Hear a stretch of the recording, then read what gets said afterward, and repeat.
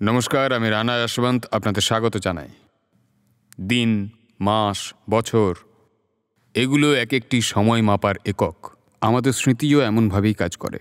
কিন্তু দিন, মাস বা বছরে একটা নতুনত্বও আছে। নতুন দিন, নতুন মাস, নতুন বছর। আর নতুনের মানে এটাই যে আপনি পুরনোটাকে ছাড়ছেন। যখন পুরনোটাকে ছেড়ে নতুনের দিকে আসছেন, তো এটা নতুন বছর। 2024 শেষ হচ্ছে, 2025 আসছে, তো স্বাভাবিকভাবেই গোটা বিশ্বের মধ্যে যে জিনিসগুলো রয়েছে, আগামীকালে যে বিপদ বা প্রতিদ্বন্দ্বিতার মুখোমুখি হব, সেগুলোর জন্য আমরা নিজেদেরকে কিভাবে প্রস্তুত করব? আমরা নতুন কি করতে পারি? আমাদের নতুন সংকল্প কি হতে পারে? নতুন বছরটা আমাদের কেমন হওয়া উচিত? এই বিষয়ে আলোচনার জন্য আজ আমি আচার্য প্রশান্তজির সঙ্গে আছি। আপনাকে অনেক অনেক ধন্যবাদ। নতুন বছর, কিছু নতুন স্বপ্ন, নতুন সংকল্প, মানুষ অনেক কিছু ভাবে। এবার তো এটা হয়েই যাবে, এবার তো এটা করতেই হবে। অনেক সময় ওরা এটা ভেবেও নেয়, কিন্তু কিছুদিন পর থেকে তারা আবার আগের জায়গাতেই ফিরে আসে। কিন্তু এই যে নতুন বছর 2025, কতটা প্রতিদ্বন্দ্বিতার সঙ্গে, কতটা বিপদের সঙ্গে, কতটা সম্ভাবনার সঙ্গে, আর কোন সংকল্পের সাথে নতুন বছরে তারা প্রবেশ করবে? সবার আগে তো যখন আমরা সম্ভাবনা, বিপদ এবং প্রতিদ্বন্দ্বিতার কথা ভাবি, যা কিছু বৈষয়িক এবং ব্যাপক আকারে চলছে সেগুলো আগে বুঝতে হবে আমাদের। তারপর আমাদের দেখতে হবে যে সেগুলোর সম্বন্ধ আমাদের ব্যক্তিগত স্তরের সঙ্গে আছে কিনা। এটা একটা চ্যালেঞ্জিং বছর হতে চলেছে, যেটা আসতে চলেছে। দ্বিতীয় বিশ্বযুদ্ধের পর থেকে খুব কম এমন কিছু বছর গেছে যখন একটা নয় দুটো বড় যুদ্ধ চলছে পৃথিবীতে। আর তৃতীয় ক্ষেত্রে এতটাই চাপ চলছে যে যে কোনো সময় যুদ্ধ শুরু হতে পারে। যখনই 2025-এর কথা ভাবি, তখন প্রথমেই মনে হয় যে এই যুদ্ধের ফলাফল কি হবে। রাশিয়া, ইউক্রেন আর মিডল ইস্টে যেটা চলছে, এটা একটা বড় প্রতিদ্বন্দ্বিতা। এটা কিভাবে হচ্ছে সেটা আমরা পরে দেখতে পাবো। এটা কিন্তু মানুষের সাথে জড়িত প্রত্যক্ষভাবে। কিন্তু 2025-এ আমরা ব্যক্তিগতভাবে যাই সংকল্প করি না কেন, তার আগে আমাদের দেখতে হবে যে দুনিয়ায় কি হচ্ছে। প্রথম বিষয় এটা। আর দ্বিতীয় বিষয় হলো যে এই দুটো যুদ্ধ যদি থেমেও যায়, তাহলেও এই দুটো যুদ্ধের চেয়ে আরও বড় বিপদ, এতটাই বড় বিপদ যে 2024-এ যা ছিল 25-এ তার থেকে বেশি, 26-এ তো আরও বেশি হবে। আর 20 বছর 50 বছর পর এই বিপদ তো এত বড় হবে যে এই বিপদটা বড় বলার জন্য খুব কম লোকই বেঁচে থাকবে। Global warming, climate change. তো 2024-এ আমরা যদি ভারতকে দেখি, তো আমাদের 95% দিন এমন ছিল, যেটা 365 দিনের মধ্যে, যখন কোনো না কোনো এক্সট্রিম ওয়েদার ইভেন্ট কোথাও না কোথাও হয়েছে, ভারতের কোথাও না কোথাও চলছিল। এইভাবেই পৃথিবীর বিভিন্ন অংশে সবচেয়ে বেশি উষ্ণতম দিন এই বছরে আমরা অনুভব করেছি, যতটা আমরা মানুষের ইতিহাসে কখনো প্রত্যক্ষ করিনি। 2024 আজ পর্যন্ত সবচেয়ে উষ্ণতম বছর। 2024-এ সবচেয়ে উষ্ণতম দিন ছিল। আর 2024-এর প্রত্যেকটা মাস আর দিন বা সপ্তাহ, মানে আপনি যেটার সাথেই তুলনা করুন না কেন, সেটাও সবচেয়ে উষ্ণতম ছিল। আর এটাই কিন্তু সবচেয়ে বিপদের কথা নয়। সবচেয়ে বিপদের কথা হলো 2024 2025-এর থেকে আপনার শীতলতম মনে হবে। তার মানে 2025 আরও বেশি গরম হবে। আর এখানেই শেষ নয় কিন্তু। আরও মারাত্মক বিষয়টা হলো যে 2026-27-এর তুলনায় 2025-এর টেম্পারেচার কম লাগবে। তার মানে এটা একটা প্রক্রিয়া শুরু হয়ে গেছে। এটা এমন একটা প্রক্রিয়া শুরু হয়েছে যে এটা আমাদের শেষের সাথেই শেষ হবে। আমরা যদি শেষ হয়েও যাই, হয়তো সেটাও খুব বড় বিষয় নয়। সবচেয়ে মারাত্মক বিষয়টা হলো যে আমরা সবাইকে শেষ করার পর নিজেরা শেষ হব। মানুষ হলো এমন প্রজাতি যে পৃথিবীর সমস্ত প্রজাতিদের খেয়ে ফেলেছে কিংবা শেষ করেছে, আর সবাইকে শেষ করে শেষে নিজে এসে শেষ হবে। আমরা শেষ হব সেটা আমাদের ভুলের জন্য, আমাদের স্বার্থের জন্য, কিন্তু বাকি যারা প্রজাতি রয়েছে তারা কিন্তু নিজেরা কিছু করেনি, আমরা তাদের শেষ করে দিচ্ছি। আর সেই কারণেই 2025 একটা ওয়াটারশেড ইয়ার হিসাবে নিজেকে চিহ্নিত করবে। আমরা এটা ভেবে নিন যে যতক্ষণ আমরা কথা বলছি এইটুকু সময় ডজনের পর ডজন প্রাণী বিলুপ্ত হয়ে যাচ্ছে। এটা আমি সবসময় বলি যারা আমার সাথে কথা বলতে আসে, কারণ এটা একটা সত্যি কাকতালীয় ফ্যাক্ট হয়ে যাচ্ছে। এইটুকু সময় কত প্রজাতি বিলুপ্ত হচ্ছে, আর যারা বিলুপ্ত হয়ে যাচ্ছে তার যে কারণ, যেটা সবচেয়ে বড় কারণ, সেটা হলো ক্লাইমেট চেঞ্জিং। এই দিল্লিতে আমাদের যেগুলো চলছে না, ওই AQI যেগুলো রয়েছে, এগুলোর কারণ কি শুধু এটাই? এই কনস্ট্রাকশন হচ্ছে, শস্য পোড়ানো হচ্ছে, বা ভেহিকল পলিউশন? এটার কারণ ক্লাইমেট চেঞ্জ নিজেও, আর এই কথাটাই আমরা বুঝতে চাইছি না কিছুতেই। আমি কেন বলছি 2025 ওয়াটারশেড ইয়ার হবে? কারণ বৈজ্ঞানিকরা বলছেন অনেকগুলো ফিডব্যাক সাইকেল রয়েছে যেগুলো এবার অ্যাক্টিভেট হতে চলেছে। আর ফিডব্যাক সাইকেলটা কি, যেটা আমি আগেই কথা বলেছি, যেটা একবার শুরু হয়ে গেলে আর আটকানো যাবে। আচ্ছা, তো 2025-এ বিষয়টা আমাদের হাতের বাইরে চলে যাবে। আমরা বলি না ওই যে stop climate changing, limited 1.5 degree, এইসব, ওগুলো আমাদের হাতের বাইরে চলে যাবে। মানে আমাদের বলার অধিকারও থাকবে না যে আমরা কিছু করে ক্লাইমেট চেঞ্জকে প্রতিরোধ করব। তো নতুন বছর একটা বড় চ্যালেঞ্জের সামনে আমাদের দাঁড় করাবে। বড় বিপদ, মারাত্মক বিপদ। আমরা বললাম যুদ্ধ হচ্ছে, ক্লাইমেট চেঞ্জ হচ্ছে। পরের বিপদটা নিয়ে যদি আমরা কথা বলি, সেটা হলো সোশ্যাল মিডিয়া। সোশ্যাল মিডিয়া বড় বিপদ কি করে? কারণ আমরা তো নিজেদের কথা বলছি না, মানুষের কথা। আর মানুষ তার মানে তার চেতনা, তার মন। সোশ্যাল মিডিয়া আজ মানুষের মনকে এমন করে দিয়েছে যেটা মানুষের ইতিহাসে হয়নি। আমরা ঠিক মতো শুনতে বা বুঝতে বা কোনো বিষয়ে মনোযোগ করার থেকে আমরা এখন অক্ষম হয়ে গেছি। আমাদের ক্ষমতাটাই চলে গেছে। আমরা ঠিক করে শুনতে বা বুঝতে পারি না, এই অবস্থা হয়েছে। প্রত্যেকেই নয়, কিন্তু তারা যারা সোশ্যাল মিডিয়ায় বেশি সময় কাটায়, এই যে জিনিসটা, এটাই কিন্তু পরে মেন্টাল ডিসঅর্ডারে পরিণত হচ্ছে। আর কিছু কিছু ক্ষেত্রে সেটার সম্পর্ক এই শতাব্দীর সবচেয়ে বড় মহামারী লোনলিনেস, একাকিত্ব, এটার সাথেও আছে। এটা একটা বড় প্রশ্ন আমি দেখেছি। আর ব্যক্তিগতভাবে আমি কিছু পড়াশোনা করে জেনেছি যে জনসংখ্যা যে গতিতে বাড়ছে, মানুষ সেই গতিতেই একাকিত্বের দিকে যাচ্ছে। সোশ্যাল মিডিয়া পরিবারের ভিতরে আলাদা আলাদা ঘরে মানুষজনকে বন্দি করে রেখেছে। বন্ধুদের মধ্যে যে দূরত্ব, তা তো সোশ্যাল মিডিয়ায় কথাবার্তার মধ্যে মিটে গেছে, কিন্তু মানুষ নিজেই নিজে একটা আলাদা এন্টিটি হয়ে গেছে, একটা জেলের মতো নিজেকে জেলবন্দি করে নিয়েছে। জেলের মধ্যে বন্দি। এটা অনেক ধরনের বিষণ্ণতা সৃষ্টি করছে একদম। আর সমাজের ভিতরে অনেক ধরনের অসুখেরও জন্ম দিচ্ছে। এই বিপদ থেকে বাঁচার কোন রাস্তা? দেখো, রাস্তা হলো এটাই, যেটা অ্যালগোরিদম যেটা আছে না, সেটাকে কোনো না কোনো রেগুলেটরি বডির পারভিউতে আনতে হবে। কারণ অ্যালগোরিদমের পিছনে কিন্তু লজিক রয়েছে।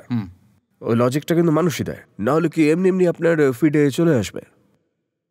কোনো বুদ্ধিমান ব্যক্তি পিছনে বসে অ্যালগোরিদমটা লিখেছে যে আপনার ভাবনাগুলো বুঝে আর আপনার ভাবনা অনুযায়ী সেগুলো আপনাকে দেখিয়ে চলেছে। হ্যাঁ, যেটা আপনাকে শান্তি দেবে আর আপনার ভিতর যে প্লেজার গিভিং হরমোন সেগুলোকে সিক্রেট করবে। এটা মানুষের সাথে অত্যাচার হচ্ছে। আমি একবার এটাও বলেছিলাম যে এটা এক প্রকার মানসিক ধর্ষণ। এটা আপনি করছেন না, তবুও এক প্রকারের সেন্সুয়াল মাস্টারবেশনই হচ্ছে। আপনি ভাবছেন যে আপনি সোয়াইপ করলেন বলে এটা এলো, তা নয়। পরে যেটা আসছে, যে কন্টেন্ট আপনার কাছে, রিল, শর্টস, এগুলোতেই বেশি থাকে মানুষের অ্যাটেনশন। এটার পিছনে একজন চালাক মানুষ বসে রয়েছে যে আপনাকে ধরার জন্য এমনভাবে ব্যবস্থা করেছে যে আপনি ওর মধ্যে আটকে থাকবেন, বেরোতে পারবেন না। আর সেখানে কিন্তু সত্যিটা দেখানো হচ্ছে না, সেটাই দেখানো হচ্ছে যেটা আপনার ভালো লাগে, যেটা আপনার ভালো লাগে। তবে ভালো আর সত্যি, এই দুটোর মধ্যে কিন্তু তফাৎ রয়েছে। আমাদের গুরুজনেরা, আমাদের পূর্বপুরুষেরা আমাদের বলে গেছিলেন যে বা ঋষি মুনিরা উপনিষদে লিখে গেছেন যে শ্রেয় আর প্রিয় দুটো আলাদা আলাদা জিনিস। নচিকেতা এটা বোঝো। আর যারা শ্রেয় ছেড়ে প্রিয়র মার্গে যেতে চায় তাদের সমূল বিনাশ হয়ে যায়। আর এই সোশ্যাল মিডিয়া আমাদের প্রিয়র মার্গে ফেলে দিচ্ছে। প্রিয় মানে ভালো লাগছে, পছন্দ হচ্ছে, আমার পছন্দ হচ্ছে, তাই আমি দেখেই যাচ্ছি এখানে ওটাই দেখছি আমি, যেটা আমার পছন্দ হয়। আর যেটা ভালো লাগছে সেটার মধ্যে সত্যি নেই, উল্টে মিথ্যের মধ্যে প্রবেশ করাচ্ছে। এখন অ্যালগোরিদমকে অ্যাসিস্ট করার জন্য এআই এসে গেছে। তো এবার কি হচ্ছে, যেটা মজুদ ছিল না আপনাকে খুশি করার জন্য, আপনার মনকে পড়ে অ্যালগোরিদম সেটা ক্রিয়েট করছে আর সেটা আপনাকে দেখাচ্ছে। আর যেটা এখন দেখাচ্ছে তার চেয়ে অনেক বেশি 2025-এ দেখাবে। আর এটা হবে একটা মারাত্মক লোনলিনেস, যখন মানুষের মনে হবে যে তার কাউকে দরকার নেই, কারণ তার সমস্ত ইচ্ছে ওই স্ক্রিন পূরণ করে দিচ্ছে। আর যতটা না বেশি আপনি নিজেকে চেনেন, তার চেয়ে বেশি কিন্তু অ্যালগোরিদম আপনাকে চিনে ফেলেছে। তাই আপনার কামনা, আপনার ইচ্ছে, আপনার লালসার এক একটা সামগ্রী স্ক্রিনে আপনার সামনে চলে আসবে। আপনি রোমাঞ্চিত হয়ে যাবেন, পুলকিত হয়ে যাবেন, আর স্ক্রিনের মধ্যে আটকে পড়বেন। আর যত আটকে পড়বেন ততই আপনি নিজের থেকে, পরিবারের থেকে, সমাজ থেকে, বন্ধুদের থেকে দূরে চলে যাবেন। কারণ স্ক্রিনটাই তো আপনার জীবন হয়ে গেছে, অন্য কাউকে আপনার দরকার কিসের এখন? আর স্ক্রিনটাকে এইভাবেই তৈরি করা হচ্ছে যে যার মধ্যে আপনি আটকে পড়ুন। মানে এটা মারাত্মক বিপদ। এখন আমি যদি আপনাকে যুদ্ধের কথা বলি তাহলে আপনি মেনে নেবেন, কারণ সেখানে বোমের বিস্ফোরণ হয়। আমি যদি ক্লাইমেট চেঞ্জের আশঙ্কার কথা বলি, আপনি তখনও মেনে নেবেন, কারণ সেখানে ঝড় দেখা যায়, বৃষ্টি দেখা যায়, আবার খরা হয়, সমুদ্রপৃষ্ঠ উপরে উঠে আসে, জীবজন্তুর বিলুপ্ত হওয়া দেখা যায়। এগুলো খুব আশঙ্কার কথা মনে হয়, ভয় লাগে এগুলো দেখে। কিন্তু যখন এই সোশ্যাল মিডিয়ার কথা হয়, তাতে এআই সম্বন্ধিত বিপদ, সেখানে রিডিউসিং অ্যাটেনশন স্প্যান, তার সাথে রিলেটেড মেন্টাল ডিসঅর্ডার, লোনলিনেসের সমস্যা, কিন্তু সেগুলোকে অতটা ভয়ঙ্কর মনে হয় না, কারণ সেগুলো প্লেজারেবল। আর বিষ তো আরো ক্ষতিকারক হয়ে ওঠে না যখন এটা মিষ্টি হয়ে যায়। এই বিষটা কিন্তু মিষ্টি, আর এটা খুব ক্ষতিকারক বিষ। এটা আমাদেরকে এমনভাবে গোলাম বানাচ্ছে যেটা বোঝা যায় না। কেউ এসে আপনাকে কলোনাইজ করে যদি বাইরে থেকে, যেটা ক্যাপিটালিজমে হয়েছে, যাও গোটা দেশকে কলোনাইজ করে নাও, তখন আপনি বুঝতে পারেন, প্রতিরোধ করেন, ক্রান্তিকারী জন্ম নেয়, গুলি চালায়, বোম বিস্ফোরণ করে, মানে স্বাধীনতা পাবার চেষ্টা করে থাকে। কিন্তু ওই আপনার মোবাইলের মধ্যে ঢুকে আপনার ব্রেনের মধ্যে গিয়ে আপনাকে কলোনাইজ করে দিচ্ছে। তবু আপনি বুঝতে পারছেন না, কারণ আপনি ভাবছেন এ তো আপনাকে ভালোবাসা দিচ্ছে, আমার সব ইচ্ছে পূরণ হয়ে যাচ্ছে। এই যে সোশ্যাল মিডিয়া আজ আপনাকে বন্দি করার জন্য, কলোনাইজ করার জন্য আর লোটার একদম নতুন একটা পদ্ধতি। আর এর উদ্দেশ্য সেটাই যেটা ইস্ট ইন্ডিয়া কোম্পানির ছিল। এই যে সমস্ত ইউরোপিয়ান পাওয়ার ছিল, তারা কলোনাইজ করতে কেন বেরিয়েছিল? তারা তো আর এই জন্য বেরোয়নি যে আচ্ছা যাকে পাবো তাকে ধরে চলো ডান্ডা মেরে আসি। তারা কলোনাইজ করতে গেছিল টাকার জন্য। সে আপনার চায়নার ওপিয়াম ওয়ার হোক, সে ভারতের কলোনাইজেশন হোক, বা আফ্রিকার স্লেভ ট্রেড হোক, এগুলো কিসের জন্য হয়েছিল? সবই টাকার জন্য হয়েছিল। তো এখানেও যে কলোনাইজ করা হচ্ছে সেটা কিন্তু পুরো টাকার জন্য। ওটার জন্য কিন্তু বিরোধিতা হয়েছিল, কিন্তু এটার ক্ষেত্রে কোনো বিরোধিতা হচ্ছে না। এটাই কিন্তু 2025-এর মারাত্মক একটা বিপদ হয়ে উঠতে চলেছে। যুদ্ধ, ক্লাইমেট চেঞ্জ, তারপর এটা হলো বিপদ। এটা খুবই ইন্টারেস্টিং বিষয়। আচার্যজি বলছেন যে পুঁজির দ্বারা বিনিয়োগ করে বা কারোর জমি, কারো উৎপাদন, এগুলো শোষণ করে আপনি রোজগার করছেন সেটা দেখা যায়, কিন্তু আপনার যে মানসিক কুণ্ঠা বা যৌন কুণ্ঠা আছে, আপনার এই সব কুণ্ঠাগুলোকে পূরণ করার জন্যে সোশ্যাল মিডিয়ার মাধ্যমে যে কন্টেন্টগুলোকে আপনার কাছে পৌঁছানো হচ্ছে, ওইগুলোও এক ধরনের উপনিবেশীকরণ, কোলোনাইজ করা হচ্ছে। সেখান থেকে তারা টাকা শুষে নিচ্ছে আর আপনাদের বানানো হচ্ছে ওদের গোলাম। এটা খুবই কৌতূহলের বিষয়। এভাবে হয়তো আগে এগুলোকে দেখা হয়নি। কিন্তু আরও একটা বিপদ আছে, ওটিটিতে যে কন্টেন্টগুলো আসছে, আর ওটা একেবারেই মুক্ত মঞ্চ।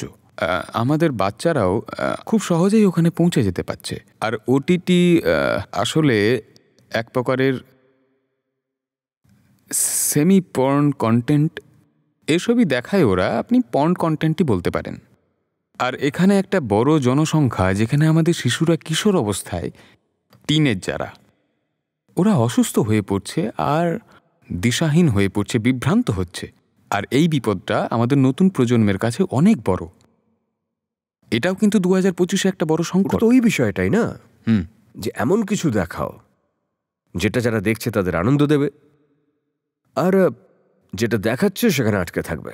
আর সাথে সাথে একটা ভ্রম তৈরি হচ্ছে, যেটা যে হচ্ছে সেটা আমার ইচ্ছেতেই হচ্ছে, কারণ আমি চ্যানেলটাকে খুঁজেছি, আমি সোয়াইপ করছি বলে এটা আসছে, বা এনাকে ফলো করি বলে এটা আসছে। আমরা এটা বুঝতেই পারছি না যে আমরা ফলো করছি না, আমাদের ফলো করানো হচ্ছে। কেউ যদি ধাক্কা দিয়ে কাজ করায়, ডান্না মেরে কাজ করায়, তাহলে আমরা বুঝতে পারছি যে আমাদের সাথে জবরদস্তি হচ্ছে। কিন্তু চুপচাপ যদি আপনাকে দিয়ে কাজ করিয়ে নেওয়া যায়, আপনি কিন্তু বুঝতেও পারবেন না যে আপনাকে জোর করা হচ্ছে। আর এটা কিন্তু জোর করার একটা পুরনো পদ্ধতি। আপনি যৌনতার কথা এই যে বললেন, মানুষকে তার সেক্সুয়াল সেন্টারে ধরে ফেলো, ও আর কোথাও যাবে না। কাউকে যদি সত্যি সত্যি গোলাম বানাতে হয়, তাহলে সবচেয়ে বড় যে পদ্ধতি সেটা হলো সেক্স। তো এটাই হলো সেই পদ্ধতি। এটা অনেক পুরনো পদ্ধতি, সেই জঙ্গলের সময়ের, যেটা একেবারে নতুন অবতারে, একদম আধুনিকভাবে আর এই অবতারে আমাদের সামনে আসছে। আর আমাদের কাছে কোনো সমাধান নেই, আমরা জানি না এর সঙ্গে কি করে লড়ব। আরও একটা আলোচনার বিষয় হচ্ছে রেডিক্যালাইজেশন। হ্যাঁ, পৃথিবীতে আমরা দেখতে পাচ্ছি এই যে সিরিয়া বা গাজা বা বাংলাদেশ, মায়ানমারকেও যদি আমরা ধরি, তাহলে সেখানেও দেখা যায় যারা বৌদ্ধ, যাদের জন্য মহাত্মা বুদ্ধ সম্পূর্ণ নতুন একটা পথ দেখিয়েছিলেন, তারাও এখন মার্শাল কমিউনিটি হয়ে গেছে, ওরাও এখন সেনাবাহিনী তৈরি করেছে। একদম। এই সংকটটাও আমার মনে হয় 2025-এ আরও বাড়বে। খুব বাড়বে।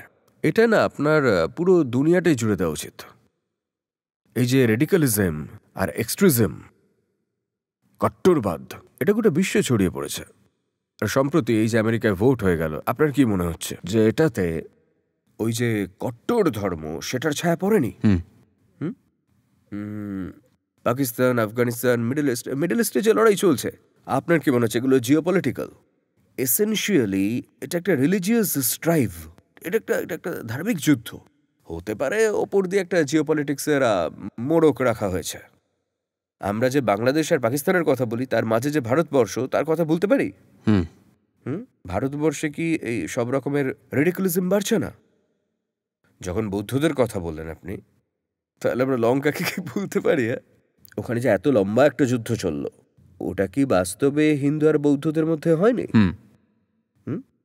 তো ধর্ম এই যে বিকৃতিকরণ হচ্ছে, ওটা মানুষকে কিন্তু ছাড়বে না। কারণ মানুষ একটা স্পিরিচুয়াল অ্যানিমাল, সোশ্যাল অ্যানিমাল হওয়ার আগে, আমি বলেছি, মানে অন্য কেউ বলেনি, আমি নিজে থেকেই বলছি। তো আমরা তো ভাবনা চিন্তা করা মানুষ, আমরা তো বনের জন্তু নয়। আর এই যে চেতনা আছে না আমাদের, এ আসলে জানতে চায় যে সত্যিটা আসলে কি, মিথ্যের মধ্যে থাকতে চায় না। সত্যের খোঁজকেই ধর্ম বলা হয়ে থাকে। ভ্রমের মধ্যে না থেকে আভ্যন্তরীণ বন্ধনের সঙ্গে লড়াই করাই কিন্তু ধর্ম। তো ধর্ম হলো মানুষের আভ্যন্তরীণ সমস্ত রোগের একটা মোক্ষম ঔষধ। এখন তো যদি বিষ হয়ে যায়, তাহলে মানুষকে কে বাঁচাবে? ধর্ম যাকে ওষুধের কাজ করতে হতো, আর সে জানেই না যে কি মিশিয়ে তাকে বিষাক্ত করে দেওয়া হয়েছে আর ছড়িয়ে পড়েছে। আর এখন তো একটা বড় বয়ান এসেছে আরএসএস এর মোহন ভাগবতের থেকে। উনি বলেছেন যে অযোধ্যার একটা মামলা ছিল, আর সেটাকে একটা আলাদাভাবে দেশে রাখা হয়েছিল, সেটার ব্যাপারটা শেষ হয়ে গেছে, কথাটা এখানেই শেষ হয়ে যায়। তারপরে এটাকে আর বাড়ানো উচিত নয়। দেখুন, ধর্মের প্রাথমিক কাজই হলো মানুষকে মুক্তির পথ দেখানো। আমি আমার জীবন শক্তিকে উল্টোপাল্টা কোনো কাজে না ইউজ করে, আমি জানতে হবে যে আমি কে, যাতে করে ওই কামনার পেছনে গোলামের মতো না দৌড়ই। আমি অন্যকে ভোগের দৃষ্টিতে দেখে তার সাথে যেন সম্বন্ধে না জড়াই। ধর্ম তো এই কথাগুলোই বলে আমাদের। ধর্ম কিন্তু আসলে এটা নয় যেটা আজকাল চলছে। আর যেগুলো চলছে সেগুলো যদি চলতে থাকে, তাহলে এই ধর্মই এমন একটা খারাপ শব্দ হয়ে যাবে, এই যে প্রজন্ম আছে আমাদের সামনে এবং যারা আসছে, তাদের ধর্মের সঙ্গে কোনো সম্পর্কই থাকবে না। উদাহরণ দিচ্ছি আমি, ব্রিটেনে প্রথমবার এমনটা হয়েছে যে যারা নিজেদেরকে ঈসাই বলে তারা বহুমতে নেই, তারা 50% নিচে নেমে গেছে। এটা সবার জন্য ভাবার বিষয় হয়ে গেছে যে ভাই, ব্রিটিশরা তো অনেক এগিয়ে, ব্যাপারটা কিন্তু এরকম নয়। তারাও 50% নিচে নেমে গেছে, যারা বলেছে হ্যাঁ বাবু আমি তো ঈশ্বরে বিশ্বাস করি, আমি বিশ্বাস করি, তারা 50% নিচে। আর বাকি কারা রইল? নাস্তিক। হ্যাঁ, তারা বলছে আমরা মানি না। বাকি এথিস্ট বা ওই অন্যান্য ধর্মের মানুষেরা, মানে সোজা কথায় যে যারা ঈসাই তারা আর বহুমতে নেই। সামনের প্রজন্ম বারবার ধর্মের এই নোংরামি দেখে ধর্মকেই সরিয়ে দিচ্ছে। তো যে ধর্মরক্ষকরা আছে না, উন্মত্ত লোকেরা, তারা বলছে যে আমরা ধর্মকে রক্ষা করার জন্য সামনে আসছি, আমরা তো ধর্মকে বাঁচিয়ে নেব। ধর্মকে বাঁচানো খুব জরুরি, ধর্ম বিপদের মধ্যে আছে। আমি তাদের এটাই বলতে চাই যে তোমরা যেটা করছো তার কারণেই ধর্ম একদম শেষ হয়ে যাচ্ছে, মরে যাচ্ছে। কারণ তুমি তো জোর জবরদস্তি কাউকে ধার্মিক বানাতে পারবে না। তোমারই কর্মকাণ্ড দেখে দেখো গিয়ে কত লোক ধর্ম থেকে বিচ্যুত হচ্ছে। তোমাদের কাজকর্ম দেখে সে বলে যে ধর্মের প্রতিনিধি, ধর্মের নেতা যদি এরকম হয় তাহলে আমার ধর্ম চাই না।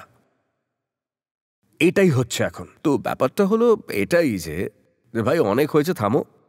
এই যে রোজ রোজ একটা করে ঝামেলা সামনে নিয়ে চলে আসছো তোমরা, এটা তোমাদের জন্য ঠিক আছে, এটা সবার জন্য ঠিক নয়। উন্নয়নকে নিয়ে দেশের কাছে যখন কোনো নিজস্ব চিন্তা না থাকে, আমি সেন্ট্রাল এশিয়া থেকে পাকিস্তানের ভিতরেই বলছি, Pakistan, Afghanistan, Syria, Libya, Yemen, ওই পুরো এলাকাটা। কারণ আপনি এমনভাবে সব জড়িয়েছেন, ধর্মকে নিয়ে এসে এমন একটা ঠিকাদারের হাতে দিয়ে দিয়েছেন যে এটাই হচ্ছে তোমার ধর্ম, এরপরে আর কিচ্ছু নেই। এর পরিণাম কি হলো যে আপনি কাঠমোল্লাদের জন্ম দিয়েছেন, আপনারা সন্ত্রাসবাদীদের জন্ম দিলেন, আর আপনারা মানসিক দাসত্বের শৃঙ্খলে আবদ্ধ করে দিলেন। তাহলে এরকম ভাবে আমরা কি এরকম হতে চাই? এই প্রশ্নটা কিন্তু একটা পার্থক্য আমি আপনার থেকে জানতে চাই। এই যে ইউরোপ, সেটাও কিন্তু ধর্মানুরাগী। আমেরিকার যিনি রাষ্ট্রপতি তিনিও কিন্তু বাইবেলের উপরে হাত রেখে শপথ নেন। ওখানে কিন্তু হয়েছিল। হ্যাঁ, পাশ্চাত্যের দেশগুলোতে ধর্মচর্চার যে ধরন আছে, আর এখানকার আপনি যে মধ্য এশিয়ার এই মুসলিম দেশগুলোতে, দুটোর মধ্যে কি পার্থক্য রয়েছে যেখানে তারা ধর্ম নিয়ে? অনেক পার্থক্য এটাই যে জার্মানিতে মার্টিন লুথার ছিলেন, যিনি বলেছিলেন আমি বিরোধিতা করি, আর তাকে বিরোধিতা করতে দেওয়া হয়েছিল, আর তার প্রোটেস্ট থেকে প্রোটেস্ট্যান্ট তৈরি হয়েছিল। আর ওইটারই ধার্মিক রিফরমেশনের জন্য কিন্তু রেনেসাঁ হয়েছিল। ওখানে কিন্তু এটা বলা হয়নি যে তুমি যদি কোনো নতুন কথা বলো, অন্য কথা বলো, তাহলে আমরা তোমার গলা কেটে দেবো।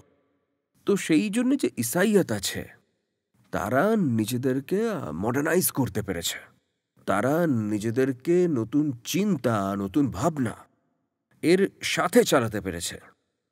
দেখুন, এদের মূলটা তো একই। সবচেয়ে পুরনো কে ছিল?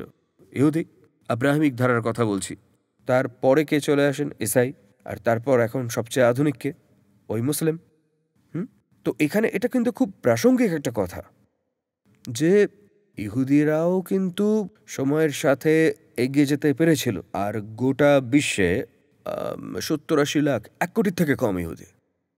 এরা সব দিক থেকে প্রভুত্থানের পরিস্থিতিতে আছে। কারণ 60 লাখ ইহুদিদেরকে তো হিটলারই তো হলোকাস্টের সময় মেরে দিয়েছিল। আর তারপর এত কষ্ট সহ্য করার পরেও কি সুন্দর ওরা বেড়ে উঠেছে। তাদের কি বল! ওদের জনসংখ্যা বেশি নেই, কিন্তু চারিদিকে ছেয়ে আছে। ওরা যেমন ধনী তেমন সামরিক দিক থেকেও শক্তিশালী। ইনোভেশন করছে তারা, আর্টসে এগিয়ে আছে, সায়েন্সে এগিয়ে আছে, স্টার্ট আপসেও এগিয়ে আছে ইহুদিরা। আর যখন খ্রিস্টান ওয়ার্ল্ডের দিকে তাকান তখন তো জানেনি। যখন আপনি ডেভেলপ ওয়ার্ল্ড বা ফার্স্ট ওয়ার্ল্ডের কথা বলছেন বা গ্লোবাল নর্থের কথা বলছেন, তো ইনডাইরেক্টলি আপনি বলেন খ্রিস্টানদের কথা। হ্যাঁ, তাই তো? যখন আপনি কোনো কথা বলেন উন্নত দেশ নিয়ে, তখন আপনার মাথায় কি ছবিটা আসে? একজন ফর্সা লোক যিনি ঈসাই, এটাই তো আসে। তো তো তারা এতটা এগিয়ে গেছে কেন? এগিয়ে গেছে কারণটা হলো ধর্মকে সম্পূর্ণরূপে নমনীয় হতে হয় সেই সব ক্ষেত্রে যেটা টাইম ডিপেন্ডেন্ট, সময় সাপেক্ষ। ধর্মকে কট্টর হওয়া উচিত শুধু সেই বিষয়ের ওপর যেগুলো সময়ের সাথে বদলায় না। উদাহরণস্বরূপ, করুণা এমন একটা মূল্য যেটা সময়ের সাথে বদলায় না। আপনি এটা বলতে পারেন না যে কম্প্যাশন একটা নির্দিষ্ট সময়ের জন্যই থাকে, আর কম্প্যাশন একটা সময়ের পর আর থাকে না। সময় নিরপেক্ষ।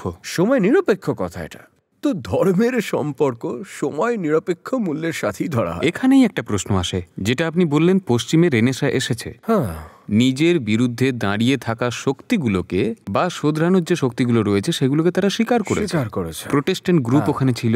ভারতের মধ্যেও একটা সময়ে কিন্তু ভক্তি আন্দোলন হয়েছিল। চৈতন্য মহাপ্রভু, মীরা, দাদার রহিম, নানা কবির। তারপরে আমাদের এখানে একটা পরিবর্তনবাদী আন্দোলন শুরু হয়েছিল। রাজা রামমোহন রায়, ঈশ্বরচন্দ্র বিদ্যাসাগর, দয়ানন্দ সরস্বতী। আমরা আমাদের নিজেদের পরিবর্তনের জন্য ওই শক্তিগুলোকে আমরা স্বীকার করেছি, সেগুলোকে আমরা অ্যাডপ্টও করেছি। আপনার কি এটা মনে হয় যে আমরা এই পরিবর্তনগুলোর জন্য আমরা আমাদের দরজাগুলোকে বন্ধ করে দিয়েছি, কাউকেই দেখা যায় না? দেখুন, যে আসবে না এই বদল বা শোধরানোর জন্য, সে একটু আঘাত দেবেই। আর সমাজ তখনই শুধরে বা এগিয়ে যায় যখন সেই আঘাতের ব্যথাটা অনুভব হওয়া সত্ত্বেও কিছুটা মাথা নত করে স্বীকার করে নেয়। আঘাত আপনিও পেয়ে থাকেন, আর যে পরিবর্তনকারী আঘাত করেছিল আপনাকে, আপনি তাকেও আঘাত করেন। এটা সমান সমান ব্যাপার। রাজা রামমোহন রায় হোক বা কার্ভে হোক, এমনটা তো নয় যে আমরা তাদের আঘাত করিনি। ঠিক আছে, আঘাত তো আমরা সবাইকে দিয়েছি। তো এটা একটা পরস্পর আদান প্রদানের কাজ। পরিবর্তনকারী আসবে, এসে বলবে এটা তোমার ভুল আছে, এটা ঠিক করতে হবে, তখন তোমার আঘাত লাগবেই। তো তার উল্টে আমরা কখনো তাকে গালিগালাজ করি, কখনো তাকে মারি, কখনো আঘাতও করি। কিন্তু সেখানে এতটা সহানুভূতি থাকে যে সে বলে যে তুমি যদি আমাকে মারো তবু আমি তোমাকে শুধরবো। আর আমরা কি বলি যে হ্যাঁ, তোমার কথা খারাপ লাগছে ঠিকই, কিন্তু ঠিক আছে, চলো শুনে তো নি একবার। শুনতে শুনতে আমরা বুঝি যে হ্যাঁ, ওর কথায় দম আছে। যখন এই প্রক্রিয়াটা চলতে থাকে, এই প্রক্রিয়া হিন্দু ধর্মে এখনো কিন্তু চলছে। ওটা কিন্তু শেষ হয়নি। এই যে কার্যক্রম, এটা কিন্তু 200 বছর আগে থেকে শুরু হয়েছে, শেষ হয়নি, এখনো চলছে। যেদিন শেষ হয়ে যাবে সেদিন দেখবেন যে জাতীয়তাবাদ উঠে গেছে। সেদিন আপনি দেখতে পাবেন যে আমাদের এই সমস্ত যত উল্টোপাল্টা প্রথা বা এই অন্ধবিশ্বাস আছে সেগুলো সমস্ত চলে গেছে। মহিলাদের প্রতি আমাদের যে ভাবনা, সেটা বদলে গেছে। লোক ধর্মের অনেক সংকীর্ণতার ক্ষুদ্রতা সরে গেছে এগুলো। আর সবচেয়ে বড় কথা, বিজ্ঞানের প্রতি আমাদের অনেক সম্মান আর ভালোবাসা এসে যাবে। সেদিন যখন হিন্দু ধর্মের সংস্কারের কাজ একটা চূড়ান্ত পর্যায়ে পৌঁছবে, উপসংহারের দিকে যাবে, তখন আপনি দেখবেন যে হিন্দু মনের মধ্যে বিজ্ঞানের প্রতি একটা গভীর শ্রদ্ধা তৈরি হয়েছে। এটা ধীরে ধীরে হচ্ছে, এটা হচ্ছে। তো তো আপনি যখন খ্রিস্ট ধর্মের দিকে দেখবেন, সেখানে কিন্তু 80-90% হয়ে গেছে। এই কাজটা আগেই হয়ে গেছে। 100% তো কোথাও সম্ভব হয় না। ওখানেও কট্টরপন্থী বসে আছে, ওখানেও অন্ধবিশ্বাসীরা আছে, কিন্তু 80-90% তারা রেনেসা মারফত, তারপর কিছু রাজনৈতিক বিপ্লবের দ্বারা তারা নিজেদেরকে চার্চের মাকড়সার জাল থেকে স্বাধীন করে নিয়েছে। হিন্দু ধর্মে এখন এই কাজটা চলছে, কিন্তু ইসলামে তো কাজই শুরু হয়নি। আর যেটা শুরুই হয়নি সেটার কি হবে তাহলে? শুরু না হলে তো কি হবে? এই মারামারি, ঝগড়া, এগুলোই চলতে থাকবে, তাই না? একটা আদিম পরিবেশ দেখা যাবে, কোথাও কোনো উদার ভাবনা পাওয়া যাবে না। অর্ধেক জনসংখ্যা তো নারী, কিন্তু তারা বন্দী, তাদের বাইরে বেরোতে দেওয়া হয় না, পড়াশোনা করতে দেওয়া হবে না, তাদের রাজনৈতিক বা অর্থনৈতিক ক্ষেত্রে অংশগ্রহণ করতে দেওয়া হয় না। এটা তো খুব অদ্ভুত পরিস্থিতি। এগুলো কি ধর্মের বৈশিষ্ট্য হতে পারে? ধর্মের কাজ তো এসব করা নয়, তাই না? ধর্মের কাজ কি? আমরা এক্ষুনি যেটা বললাম, ধর্মের কাজ হলো মানুষের ভিতর থেকে তাকে মুক্তি দেওয়া। আমাদের ভেতরে কিছু একটা আছে যেটা সবসময় খুব অস্থির, জ্বালাতে থাকে। ধর্মের কাজ হলো যে ওকে একটু বোধ দেওয়া, জ্ঞান দিয়ে সেটাকে শান্ত করা, এটাকেই মুক্তি বলে। কিন্তু ধর্ম এসব ছেড়ে যদি এইসব শুরু করে যে ওকে মেরে দাও, ওর বাড়িতে আগুন লাগিয়ে দাও, তার বাড়ি পুড়িয়ে দাও, ওর গলা কেটে দাও, ওকে এইটা করে দাও, এই যে আফগানিস্তানে যেটা হয়েছে, ওরা এখন আরো বাড়াবাড়ি করে ফেলছে যে মেয়েরা নাকি পড়তেই যেতে পারবে না, ক্রমাগত বাড়াবাড়ি করছে। আর এগুলো কিসের নামে করছে? ইসলামের নামে। হ্যাঁ, ধর্মের নামে, ইসলামের নামে করছে। আর তার ফলে আর যেটা হচ্ছে যে একটা ডমিনো এফেক্ট শুরু হয়েছে, প্রতিক্রিয়া শুরু হয়েছে, যেটা ইসলামী মৌলবাদ আর কট্টরপন্থার প্রতিক্রিয়ায় অন্যরাও কট্টরপন্থা নিচ্ছে। আর অনেক সময় এটাকে বাহানা হিসাবে ব্যবহার করা হচ্ছে।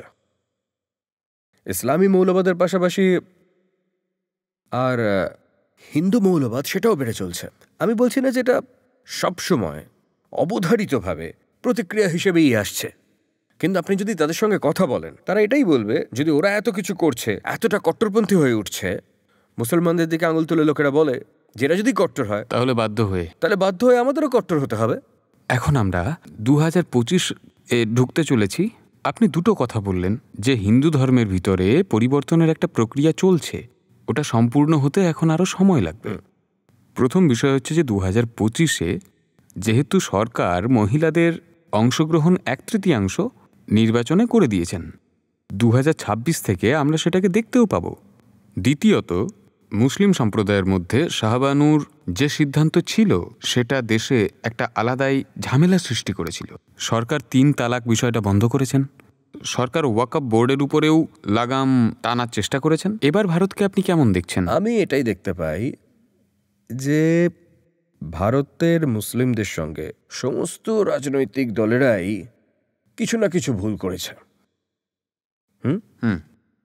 তাদেরকে কিন্তু কখনোই শুধুমাত্র সাধারণ মানুষের মতো দেখা হয়নি, তাদেরও কিন্তু সেই প্রয়োজনটা আছে। এই প্রয়োজনীয়তা কি? সবার প্রথম যে প্রয়োজন সেটা হলো শিক্ষা। আমি আবার বলবো যে মানুষ সচেতনতার প্রাণী, আর শিক্ষা ছাড়া মানুষ কিন্তু পশুর সমান। তাদের কখনো ভোট ব্যাংক বানানো হয়েছে, আবার কখনো আমরা এটাও করেছি যে কোর্টের মধ্যে যদি প্রগতিশীল সিদ্ধান্ত হয় তখন সংসদের মাধ্যমে সেই শাহবানুর কেস আমরা কোর্টের থ্রু দিয়ে পাল্টে দিয়েছি। কখনো আমরা তাদের শুধু আলাদা করে রেখেছি, এদের রাজনৈতিক প্রতিনিধিত্ব দেওয়া হয়নি, তাদেরকে একদম আলাদা করে রাখা হয়েছে, আমরা এটাই করেছি। কিন্তু যদি সাধারণ মানুষের মতো ওদেরকে দেখা হয় তাহলে বুঝবেন ওদের দরকার ভারতীয় মুসলিমদের সেটা হলো শিক্ষা। যতক্ষণ না আপনার পারিপার্শ্বিক বাস্তবতার জ্ঞানই থাকবে না, ততক্ষণ পর্যন্ত আপনার যে ভ্রান্ত ধারণা বা অন্ধবিশ্বাস সেটা কি করে কাটবে? আর যদি সেটা না কাটে তাহলে ওই ভ্রান্ত ধারণা, অন্ধবিশ্বাস এগুলো আপনি ধর্ম মানবেন। ধর্মের শুদ্ধিকরণের জন্য বৈজ্ঞানিক শিক্ষা, আধুনিক শিক্ষা এটা খুব জরুরি। আর এই সমস্যাটা আমরা সমস্ত ইসলামিক দেশেই দেখতে পাই। আমরা অনেকবার ভারতকে দোষ দিই, আমারই খুব খারাপ লাগে এটা, যে যখন বিশ্বসেরা বিশ্ববিদ্যালয়গুলোর তালিকাগুলো দেখানো হয় সেখানে ভারতের নাম খুবই কম থাকে, আর যেগুলো থাকে সেগুলো আমরা জানি ওই আইআইটি থাকে, কখনো বা জেএনইউর নাম আসে, কখনো অন্য বিশ্ববিদ্যালয়, আবার কখনো ডিইউ এর নাম আসে, কিন্তু এগুলো পেছনের দিকেই আসে। আর আপনি যদি দেখেন যে ইসলামিক ওয়ার্ল্ডে, তাহলে সেখানে কোন ইউনিভার্সিটি আছে? কিচ্ছু নেই সেখানে। এটা কিন্তু কাকতালীয় নয়, বরং এটা তাদের আভ্যন্তরীণ একটা মানসিকতার ফল। উদাহরণ হিসাবে বলি, পাকিস্তানে ওই ডারউইন তত্ত্বটা পড়ানোই হয় না সেখানে, ওরা সিলেবাস থেকেই সরিয়ে দিয়েছে। তাদের কাছে শিক্ষা একটা বিপজ্জনক বিষয়, কারণ তারা মনে করে যে যদি বলে দেওয়া হয় যে মানুষ ধাপে ধাপে বিবর্তিত হয়েছে আর এখনো হয়ে চলছে, তাহলে কিভাবে তারা তাদের বাচ্চাদের শেখাবে যে একদিন একজন ওপরে বসেছিল যিনি মানুষ সৃষ্টি করে দিয়েছিলেন। এই যে সৃষ্টিকর্তা এবং সৃষ্টির যে তত্ত্ব, এটা তো একেবারে তাহলে ভেঙে পড়বে। আর পুরো বিষয়টাই যখন এই তত্ত্বে চলে যে এটা সৃষ্টিকর্তা, এটা সৃষ্টি, তখন তো শিক্ষা আর বিজ্ঞান তাদের কাছে শত্রু হয়ে যায়। এই যে ইসলাম, ওরা এমন একটা পরিবেশ আর সংস্কার তৈরি করে সেখানে মানুষের যে স্বাভাবিক বিকাশ, বৈজ্ঞানিক দৃষ্টিভঙ্গি রয়েছে, সেগুলোর উন্নয়ন তারা হতেই দেয় না। সেজন্যই বিশ্বে যতগুলো ইসলামিক দেশ রয়েছে সেগুলো সব পিছিয়েই পড়েছে। দেখুন, যে ধর্মই হোক না কেন, ওটা চলছে কিসে? ধর্মগ্রন্থের ওপর। ঠিক আছে, আপনি এমন ধর্ম পাবেন না যেখানে একটা বই নেই, বা অনেক বই। কোথাও ধর্মের জন্য একটা ধর্মগ্রন্থ, আর আমাদের তো অনেক ধর্মগ্রন্থ আছে, মানে অনেকগুলো আছে। মানে অনেকগুলো থাকা সত্ত্বেও আমরা কিন্তু বলি বেদ, বৈদিক ধর্ম আছে। ঠিক আছে, তো একটা বই তো আছে, একটা বই হয়। আর যে বইটা আছে সেটা রচনা করা হয়েছে, লেখা হয়েছে, আর ধার্মিক লোকেদের ভাষায় এটা অবতরিত হয়েছিল কোনো একটা সময়। আর সেখানে এমন অনেক কথা ছিল যেটা শুধুমাত্র ওই সময়ের জন্যই উপযোগী ছিল। আর সেটা ঠিক, কারণ সেই সময়ের জন্য ওইগুলোই চলছিল, ওগুলোই লেখা হয়েছিল। আর যারা ধর্মরক্ষক আছেন, এগুলো তাদের নিজেদের দায়িত্ব, এটা তাদের নিজেদের জ্ঞানের ব্যাপার, যে কথাগুলো কেবলমাত্র অতীতের সেগুলোকে খুব সম্মানের সাথে মিউজিয়ামে রেখে দাও, আর যেগুলো কালোত্তীর্ণ, শাশ্বত, চিরন্তন, সনাতন, এছাড়াও টাইমলেস, সেই কথাগুলোকে সবসময় ফলো করতে থাকো। কিন্তু এই বিভাজন, অর্থাৎ এই সময় দাঁড়িয়ে কোনটা প্রাসঙ্গিক আর কোনটা কোনো কাজের নয়, এই যে সেন্ট্রাল কোর মেসেজটা, এইটা হলো কাজের। এটা বোঝানোর জন্য প্রতিটা যুগে একজনকে দরকার যে সেই ধর্মগ্রন্থকে পুনর্নির্মাণ করবে সমসাময়িক সেই সময়ের ভাষাতে, আর নিজেদের লোকেদেরকে এটা বলে যে দেখো আজ এই সময়ে দাঁড়িয়ে এই গ্রন্থের এই অর্থ। সেটার অনুমতি ইসলাম দিতে চায় না। ইসলাম সেটার অনুমতি দেয় না, একদমই দেয় না। আপনি যদি ইসলামের একেবারে কোরের দিকে যান তাহলে বাকি সব সরিয়ে দিন। যে সময় নির্ভরশীল কথা সেগুলোকেও সরিয়ে দিন, সব সরিয়ে দিন। শুধু কোর যে কথাগুলো আছে সেগুলো যদি সামনে রাখা হয় তাহলে ইসলামের উন্নতি হবে। যে সেন্ট্রাল মেসেজ আছে ওখানে তহিদ, টোটাল নন ডুয়ালিটি, তো সেখানেও বেরিয়ে আসবে সেটা। কিন্তু সেটাকে বের করে আনবে কে?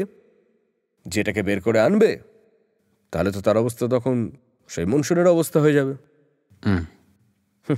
মনসুরের অবস্থা তো জানেন তো আপনি। হ্যাঁ, একবারে কিন্তু তাকে মারা হয়নি, ধীরে ধীরে তাকে মারা হয়েছে। চোখ বের করে দেওয়া হলো, নাক কেটে দেওয়া হলো, কষ্ট জিভ কেটে দিয়ে দেওয়া হলো, মারবে। কষ্ট দিয়ে দিয়ে তাকে মারলো।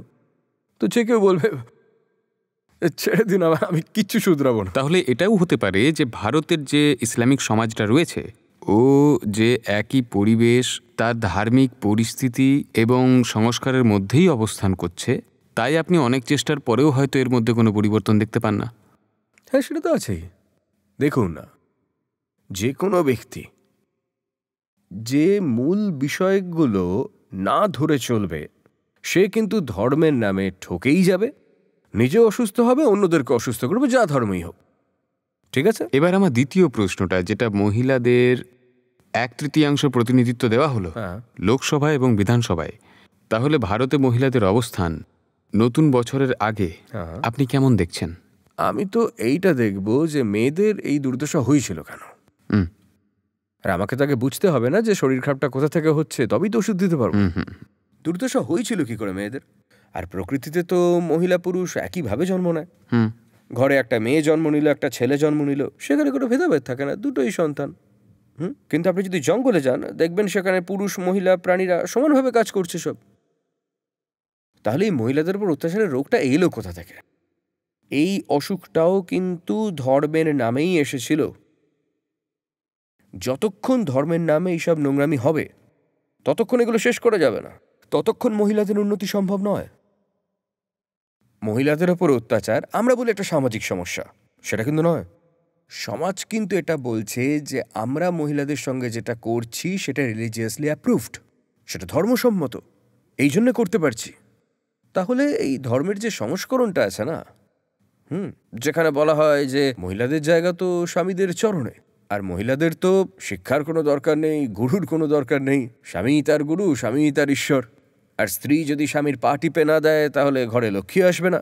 আর ধর্মের যদি এই সংস্কার চলতে থাকে না, তাহলে আপনি মহিলাদের যতই প্রতিনিধিত্ব দিন, 1/3 নয় 3/4 দিয়ে দিন, এতে কোনো কিছু বদলাবে না। যেখান থেকে সমস্যাটা এসছে সেটার আগে সমাধান করতে হবে। ধর্মকে প্রত্যেকটা মানুষের চেতনা হিসেবে দেখা দরকার, স্ত্রী পুরুষের মতো করে নয়। শরীর দেখে ধর্ম হয় না, কিন্তু ধর্মকে বলতে হবে যে তুমিই পুরুষ, তুমিই নারী, তুমিই চেতনা, তোমার জীবনের লক্ষ্য মুক্তি। যখন এটা হয়ে যাবে তখন মহিলারা নিজেরাই এগিয়ে গিয়ে, ওনাদের কাছে তো সবকিছুই আছে, প্রকৃতি দিয়েছে তাদের, শুধু আমরাই তাদের সামাজিক শিকলে বেঁধে রেখে দিয়েছি। তারা সেটা খুলে এগিয়ে যাবে আর নিজেদের জায়গা করে নেবে। আমরা তাদের জায়গা দেবার কি? তারা নিজেরাই সেই জায়গায় পৌঁছে যাবে। আচার্যজি, নতুন বছরে আমি ভেবেছিলাম আমরা নতুন সংকল্প নিয়ে আগে এগোবো, কিন্তু আপনি যে বললেন প্রতিদ্বন্দ্বিতার বড় প্রশ্ন আছে, একদম। আর নতুন বছরে এসব চিনে নেওয়া আমাদের খুবই দরকার। আমার মনে হয় আপনার মাধ্যমে দর্শকরা এটা বুঝতে পেরেছেন যে 2025 তো একটা নতুন বছর বটেই, কিন্তু এটা অনেকটাই বেশি বিপজ্জনক, সেটাও আবার 2024-এর তুলনায়। আর এই জন্যই বিশ্বের মানবজাতির তৈরি থাকা উচিত। অনেক ধন্যবাদ সময় দেওয়ার জন্য। Thank you sir.